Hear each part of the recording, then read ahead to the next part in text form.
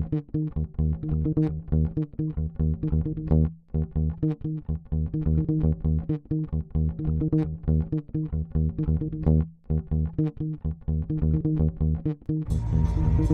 every veteran, there is a story about a calling to serve, to fight for the freedoms of the American people. And every story has a struggle, a sacrifice, and invisible wounds. Warrior Wad's programs help veterans recover from PTSD and invisible wounds through exercise, nutrition, and connecting with other veteran leaders.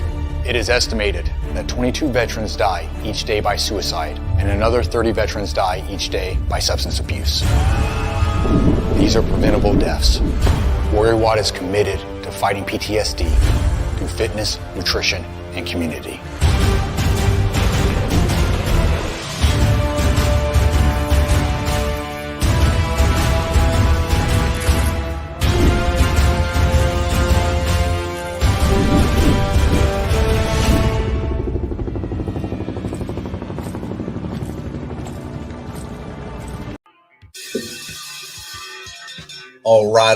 All right. Welcome back. MisFitNation. We are a show founded by a veteran and hosted by two veterans and a military spouse. Our mission is to get people to tell their story to the world. If you're an author, share your tips with MisFitNation. If you're a musician or actor, our audience needs to know how they too can get into the business. Coaches, we love our coaches. Come on and share some of your tips with the Misfit Nation to help them become better versions of themselves. If you're a corporate leader or an entrepreneur, come on and share how you did it and how hard you have fought for success. If you're a veteran, first responder, or Gold Star family, we would love to have you come on and just share your story with the Misfit Nation. We always have time for you. If you're feeling down, alone, or starting to see the darkness, stop. Think about those who are around you. You are not alone. You will be missed. If you feel like your problems will be a burden to those in your inner circle or are embarrassed, dial 988. If you are a veteran, take option 1. We need you to keep pushing forward. Don't make a permanent solution to a temporary problem. If you're a new listener, welcome to the Misfit Nation. Be sure to subscribe to our show on your favorite podcast apps and also on our YouTube channel at @_Misfit Nation. Subscribe and click the bell to keep you up to date with our latest episodes and all of our news. You can also find us on Heroes Media Group and About Face Radio. Now, let's get to the show.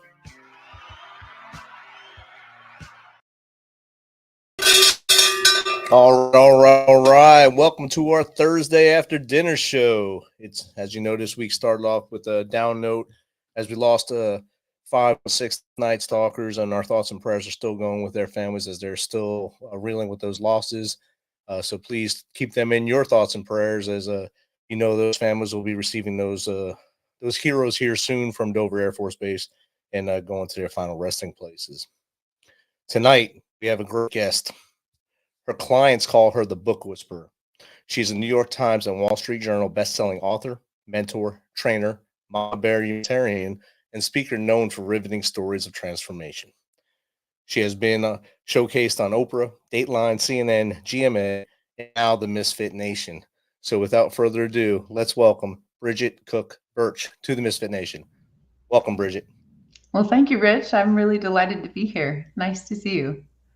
It's great to have you on. Like we were talking earlier, it's great to actually speak to you and not just read about you and like use vice versa, watching my show and learning more about us. So it's great to have you here. I just gave a little bit about you right there. If you don't mind telling us a little more about your story from as far back as you want to go to how you got to what you're doing today. Well, thank you. First of all, I also want to offer my condolences to the families. I have Air Force in my family. My brother's a lieutenant colonel, retired. I have a niece who is a pilot, and so I carry all of those things deeply in my heart for these veterans and their families, and active military and families, and just want to say thank you for your service. And I'm grateful, Rich, that you have a place that actually honors this service. It's What a beautiful thing. Thank you. I'll get started just talking a little bit about my story. So, I had three sets of parents by the time I was 6 months of age, and I didn't realize that I had a deep wounding inside. I had really incredible adoptive parents, but I had this part of me that always had to prove myself, and often felt like I wasn't good enough. Like I must not be smart enough, or pretty enough, or good enough for the big people would always leave at some point. And so I was fiercely independent. I made a hell of a lot of mistakes. And I ended up in the hospital when I was in my early 20s. I was listening to two nurses outside in the corridor, and they said, "She's not going to make it until morning." And, I don't know about you when you were in your early 20s, but you feel rather invincible in a lot of ways. And all of a sudden, I'm dying. And so I had some pretty intense experiences in the hospital, including a near death experience and a presence that filled my room with unconditional love and lit every cell of my body on fire and let me know I was being given a second chance at life. It was huge for me. And I know that there's a lot of military with near-death experiences as well. I've worked with several of them as my authors. And so um, it was a profound experience for me. And when I was able to get out of the hospital, like that promise of a new day, a new life was huge for me. And I didn't take it for granted. So I had an opportunity to move to Denver and work with these high risk gang kids. And a lot about the reason that kids become involved in gangs. It's sometimes it's mom and dad and grandma and grandpa and aunt and uncle are gang members. Sometimes this is the only family that they know because there's no one really at home. And these were the kinds of kids that I was working with. But I also saw what happened when someone would show up as a leader in their lives, who saw more than a broken person before them, who saw more than where they came from and the box that they'd been living in, and even the belief systems in their heads. And I learned from these leaders how to actually see someone for who they really are. And I also felt like I was given a gift from my near-death experience to actually see people's stories and to be able to understand why they believed what they believed, and also the gift of what was possible for them, where they might be headed. And so I got to write a lot of these stories. I got to fall in love with a lot of these kids. I got to learn from these incredible leaders, and set me on a path. So I just kept writing, and I thought I eventually would love to be a fictional author, somewhere up in the mountains with my cat and my dog under my feet in the fireplace. And now I'm in the mountains and I have a cat or a dog under my feet, my great big Akita. But I will tell you that I am privileged to write some of the most extraordinary stories on the planet. So men and women who have lived through the depths of hell and have come out on the other side, and now they're incredible contributions to society, to their families, to the world. And I learned very quickly that words and stories can change the world. And I'm just really grateful to be here tonight because I've seen you do this in your podcast, and I love who you serve. And I think it's wonderful. It's these stories that mold us. And I think we also have to be careful because sometimes we can get caught up in stories that are not true, and they can really mess with us, and they can mess with our nation. They can mess with our world. We've seen that with Russia and Ukraine, that stories can be used as propaganda. And so it's important for us to do a little research, make sure that we're always checking sources of certain stories, but also the story that we're telling ourselves. As I learned in the hospital, the story you tell yourself is the most important story on the planet because it will guide and direct every single thing that you do. So as a book whisperer, what I do is I assist emerging leaders to recognize the power in their own story, whether that's on stage or page, and be able to bring it out into the world where it can transform other lives. That's awesome. And you brought up gang related youth, I guess. A lot of them either make the choice to go to that gang or wind up in the military. There's not too many ways out for a lot of young guys and girls now.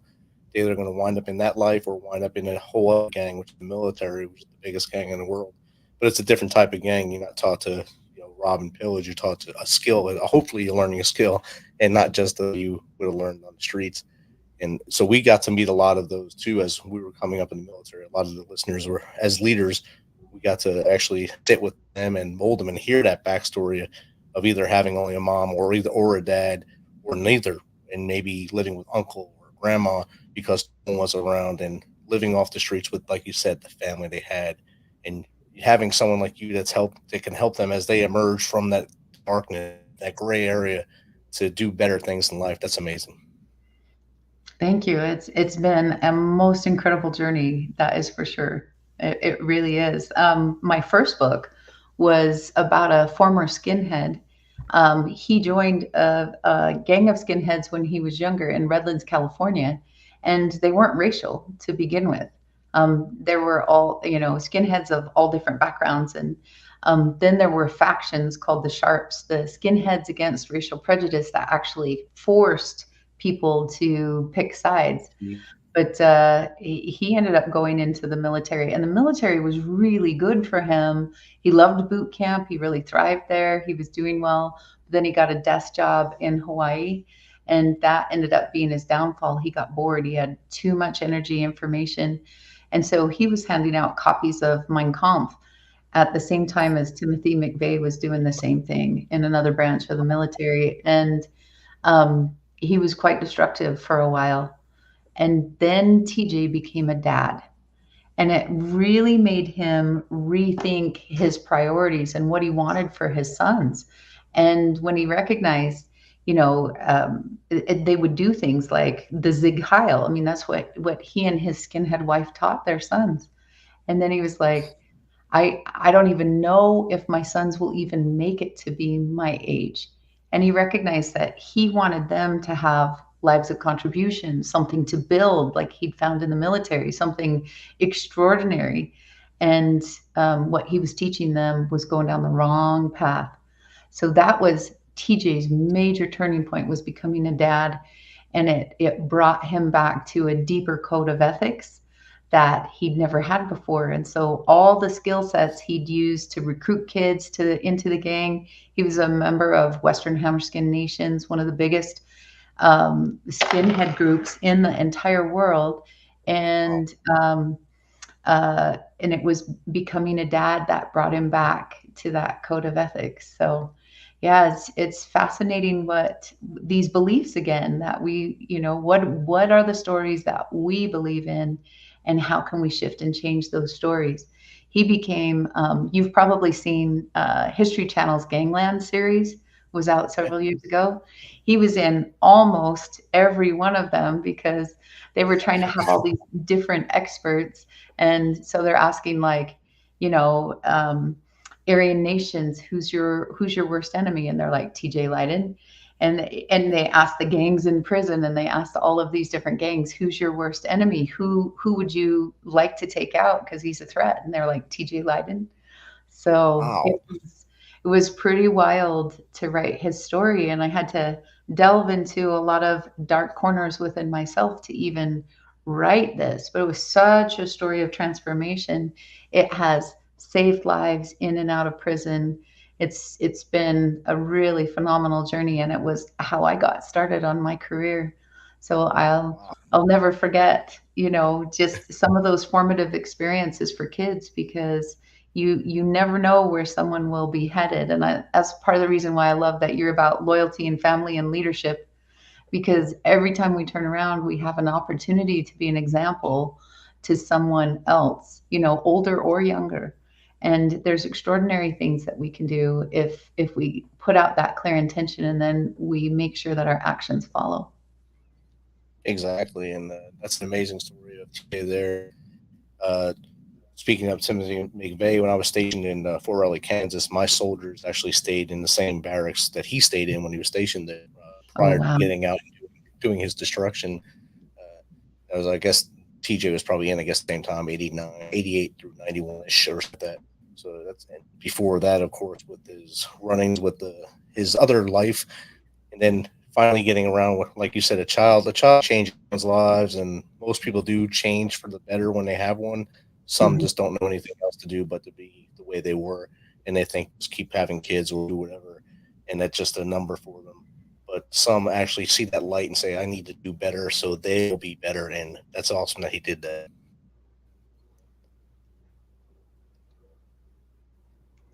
Yeah, I love that. I learned a lot in writing that story, that's for sure. So when you first sat down with him, were you any apprehensive at all, knowing his background, or you just went right in? Well, I actually had a very fascinating way of meeting TJ.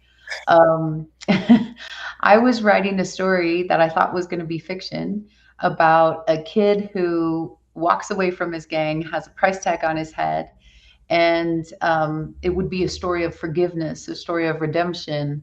And so I'm writing this story, and one night in the middle of the night I had this dream with characters and scenes and plots and even eye color, and I'm like, oh my gosh, I'm on vacation, and my little ones are in bed and my husband is asleep, and I was like, this is the makings of the most incredible novel. So I raced downstairs at my in-laws and I wrote from like 2 o'clock in the morning until 10. And then, as a lot of writers do, I had to put it away for a while because I had my day job and I had my little ones, and, I had all of these things that I was doing. But when I went to do research, because, I worked with a lot of Bloods and Crips and Nuestra Familia, these other gangs in Denver, and white supremacy was not a big deal in Denver at the time. But in my dream, it was this fully indoctrinated, just fully violent skinhead. And so I had to go do some more research on skinheads because I was like, I need to understand the ideology behind this hatred that I saw in my dream. And was just floored because just like Hitler and the followers of Hitler, they believed that if you were not white and not healthy, that you should be euthanized and sterilized and wiped off the planet. And that was the kind of hatred that I was trying to showcase in my fictional novel, right? And then I come across this guy's website, TJ Lydon. So everything I had written in my fictional novel and that he had written on his website were in tandem. And I found out that the hero of my story was real. And he had left his gang. He had a $3 million price tag on his head, websites that said terminate on site, but he didn't care because now he had a passion, a vision, and a mission for his life. And part of that was to be a really great example to his kids. So he took, like, Rich, all of the skill sets that he had in being this, leader of young kids and leading them to destruction, he used for creation. He used for them to do great things. And then a few years ago, TJ had a stroke and he stopped being able to speak, to express himself. And so this book became his voice. And this book was my very first. It wasn't on Oprah. He was on Dr. Phil, CNN, History Channel, things like that. It never made me $1 million, but I could not be more proud that it is still saving lives, and it is his voice to this day. So, writing that book changed me. So that was your first book, really, besides your actual little ones. That was your birth into being an author. So you have to keep that close to your heart forever. We always be your baby. Yep, that is for sure. Then I had a woman that reached out to me. She said, I read your book and I reached out to the publisher because I think if someone could take a story of so much darkness but create hope and healing, it would be you. And then she said, I'm the daughter of the happy face serial killer. Would you write my life story? And Rich, I just remember, like, honestly, um, falling on my knees and thinking to my creator, like, how in the world could I write a story of hope and healing about a serial killer's daughter? And yet, when I reached back out to her and heard her voice and heard her story, I'm like, this woman is incredibly inspiring. And she was. And so her book was also about coming out of darkness, claiming her voice, claiming her power. Now she's a producer in LA. She has several different stories. She's known for bringing compassion to true crime.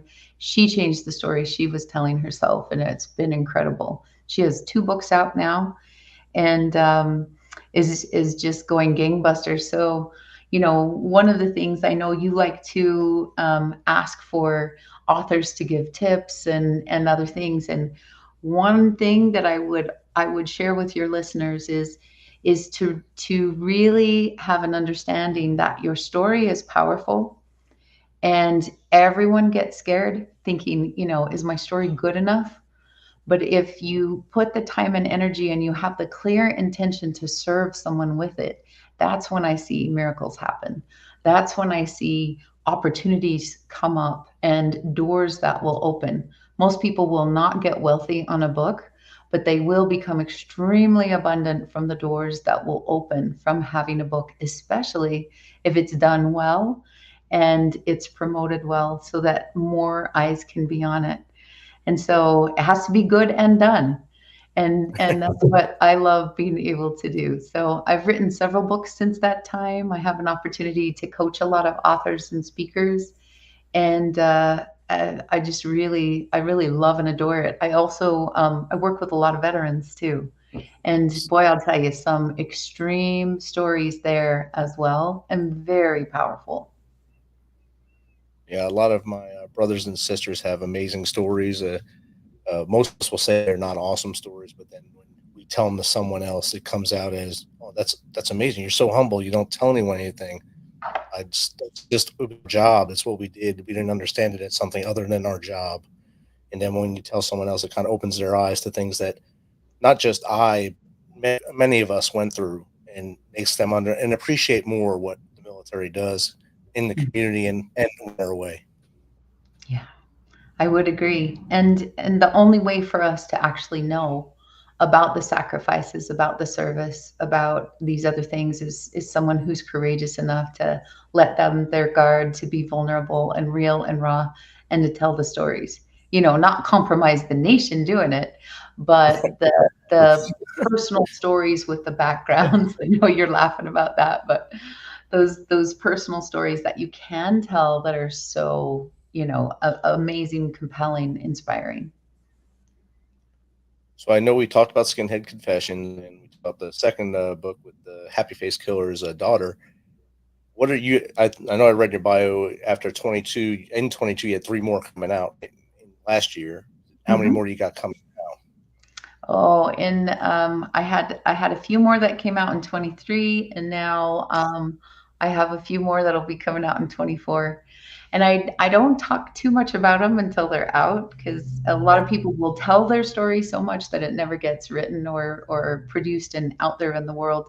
But I did have a beautiful story that I think your listeners would learn a lot from. So there's a gentleman by the name of Gary Lee Price, and he was actually lost his father and his mother on an army base in Mannheim, Germany, when he was just 6. And his stepfather killed his mother. It was a murder suicide. And so Gary and his little baby brother were shipped back to the States, but from the frying pan into just fiery den of torment and abuse, because the adults were working nights. And so no one knew what Gary was being subjected to. And it was horrific abuse. And at one time, he had to decide, is this going to make me bitter or better? And he had some really amazing examples of leadership and care, including elementary school teachers that kept him alive. And he found God and art. And the finding of God opened his world in this big, beautiful way. And the finding of art transformed him forever. His mom used to put him on his lap on her lap and teach him how to blend colors and do other things. But it was painting on canvas. And he became actually quite renowned in Montpelier, Idaho, if you can believe that little area. But people would come from miles around to buy his paintings. And then when he found clay is when his entire genius just took off. So he became internationally renowned. His pieces are found all over the world. But he had this profound experience at one point where he was being commissioned for a piece of work. Stephen Covey, who you might have heard of, 7 Habits of Highly Effective People. He was on the speaker circuit with this incredible man, Dr. Viktor Frankl. And Dr. Frankl, who wrote Man's Search for Meaning, was a survivor of 3 concentration camps. And when he got out, he wrote this book within less than 14 days. And part of it was he had it almost written, and then he went through the concentration camp experience, and he came back and he just wrote it. And it's an incredible book. But one of the things Dr. Frankl said, he loved the United States, but he said, you need to have a statue of responsibility because you cannot have liberty without responsibility. And Gary is fulfilling Dr. Frankl's dream. So in the works is a 305-foot statue, a monument to responsibility, and it's one hand reaching down to lift another. And I get a little emotional when I talk about it, but I saw, what happened to Gary and all of these things, and he could have become a serial killer. From the abuse, he could have become all kinds of things, and no one would have blamed him after everything he suffered. But instead, he's like an incredible example to us of what is possible on the planet. And so he pays homage to those who lifted him. And he says, they rise highest who lift as they go. And Rich, I think it is the coolest thing because we will be seeing the Statue of Responsibility in our lifetime. There are plans afoot, and it is very exciting. So the book is called Divine Turbulence, and one of my favorites to write. And so anyway, that was a beautiful book, and I've got more beautiful books on the horizon. Just released one recently called When God Has More Faith Than Your Doctors. And it's about a gentleman who almost lost both of his legs. He was not a military veteran, but he was an athlete and a really humble guy from very humble circumstances and beginnings, and also went through various illnesses in his life. And he wound up in the hospital, and they put him under in a coma, and they were telling his wife that she needed to pull the plug, that they were going to need to take him off machines. And she said, you don't know my husband, Lindsay. You do not know Lindsay. And so she's like, this is between him and God. And if Lindsay's ready to go, I will honor that and we'll know it. But if he's not, I am not pulling the plug. And after about 6 months in a coma, he was able to come out on the other side. And he had some pretty intense experiences on the other side. Family members like his dad and his uncles and others who gave him lots of information, and he learned a lot of great lessons. And now he's doing these incredible things in the world and helping a lot of people with their businesses through their illnesses to believe in themselves and to have more faith. It's pretty cool. That's awesome. Thanks for sharing both those stories. Do you know where they're going to put the Statue of Responsibility? Well, we were attempting to get that put in California because that was one of Dr. Frankl's and his wife Ellie's favorite places was California. But with how things are going, it would take more than 20 years just to get the permits to begin to build. Yes. And Gary and Lisa are not getting any younger, and they get to see this built. They've been the passion and the power behind this. So there is another state that wants this. And in fact, there is a big meeting next week. So I can't tell you much about it right now, but you will be hearing about it because pretty soon our nation is going to be celebrating its 250th anniversary of the signing of the Declaration of Independence. And I promise you by that date, you will have heard and know of the Statue of Responsibility being built. It's very cool. Outstanding. Bridget, you've given some tips and tidbits along the way here tonight. I usually, like you said, I usually ask this at the end, but you've given some already. It's the best three things an author that just wants to get their story out, their personal story. What's three things they can do to make it genuine, vulnerable, and worthwhile to the audience? Oh, I love that. There's a lot you can do to make it genuine, compelling, worthwhile to an audience. Then the number one thing is that to have a clear intention that this is your legacy. That means you're going to give it your best. It's more than just an expensive business card or, a peg on the bedpost or what have you, a notch on the belt. Like this is a way for you to actually gift the world with something that will outlive you, and therefore put your best into it. The second thing is to believe in the power of your story to change the world, because it can. I've seen it over and over. And to recognize that it means effort, but you've been doing effort for a long time. Whether you're in the military or outside of the military, you're probably listening to this because you believe in loyalty and dedication and hard work.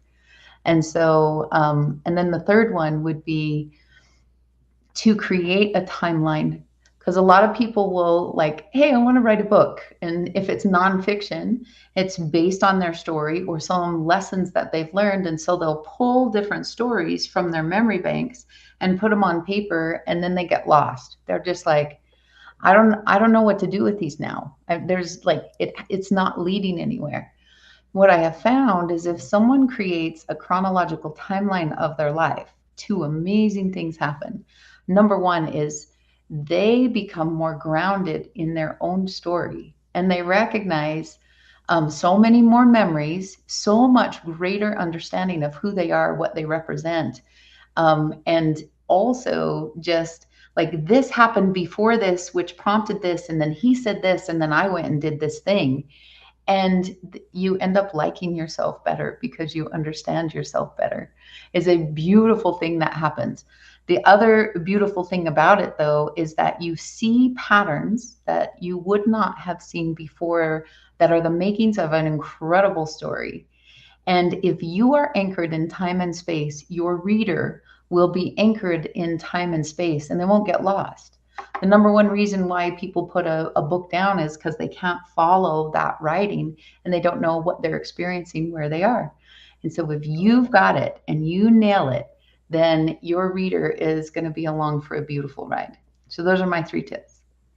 Awesome. Hopefully everyone adheres to those tips as they move forward. I don't know if you've seen it while you were talking. One of our listeners and one of our family here at the MisFitNation, Jake, jumped on and said, Bridget now have a dedicated area in his Amazon cart. He looks forward to reading all your books. Oh, how wonderful. Thank you. I'm very honored. He'll definitely do it. He was the first one to get my book and had me sign it at work. He's a great friend, brother I have at the office. Oh, that's beautiful. So Bridget, how does someone get in contact with you to either, I guess, have you help them write their story or get tips and tricks on how to get on stage, be a better leader, anything you do for them? Beautiful. Well, you can always reach out to me because I welcome people and stories. I love to hear from you. So I have a couple different ways. Social media, obviously, just Bridget Cook-Burch. And I'm on Instagram, Facebook, LinkedIn. Those are my primary alignable. And I have a website called yourinspiredstory.com because it's all about you.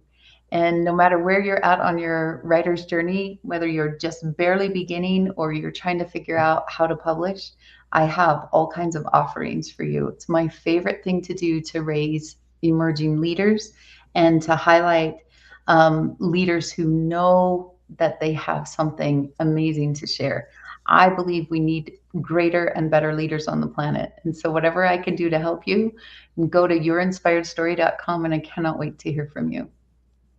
Awesome. Thank you, Bridget. Again, thank you for taking your time tonight to hang out with us and take time away from your Akita to hang out with us as well. But I hope your puppy under the desk is having a great time as well.